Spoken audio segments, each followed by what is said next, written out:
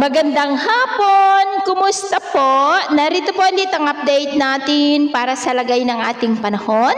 Ngayong hapon po ng August 13, 2025. Sa ngayon po ay nakalampas na ang sentro ng Bagyong Goryo sa kalupaan po ng Taiwan at nakalabas na rin po sa Philippine Area of Responsibility. Nagbabanta po muli yan na mag-landfall bukas na umaga dyan po sa may China bilang malakas pa rin po na bagyo. Sa ngayon ay taglay niya ang lakas ng hangin na umaabot po sa 140 kilometers per hour habang nasa layo po ng 20 kilometer west ng Tayanan. At sa atin naman pong long range forecast, posible pa rin ang pamumuo ng mga sama ng panahon sa silangan at kanluran ng ating bansa sa susunod na mga araw at ang development ng mga yan na ating babantayan kung may lalakas po na bagyo. At ang susunod na bagyo dito sa loob ng ating area of responsibility ay tatawagin po sa local name na Bagyong Huaning. At sa lagay ng ating panahon, ngayong hapon dahil sa habagat at mga localized thunderstorm, ay maulap po ang kalangitan na may mga pulupulong pag-ulan sa ilang bahagi ng Batanes, Babuyan Island, sa ilang bahagi ng Ilocos Region,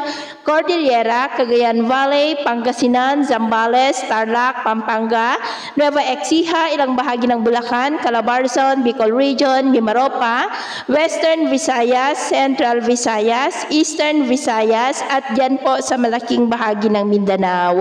At mamayang gabi, may mga isolated rains pa rin sa iba't ibang bahagi ng ating bansa, kaya mag-ingat po tayo dahil posible pa rin ang mga banta po ng mga pagbaha at pagguho ng lupa. At sa atin naman pong mga baybayin, dahil po kay Bagyong Goryo ay huwag na muna tayong papalaot sa mga baybayin ng Batanes, Babuyan Group of Islands dahil ang mga alon dyan ay posible po na aabot hanggang sa 3.5 to 5 meters height. Hanggat maaari ay iwasan na muna natin ang papalaot dyan sa mga may kulay pula para mas makaiwas sa mga sakunang pangkaragatan. So ito po ang latest update natin sa araw na ito. Ako po muli si James na nagsasabing sa kahit anong pagsubok po na darating sa ating buhay, huwag na huwag po tayong mawawalan ng pag-asa. Thank you and God bless!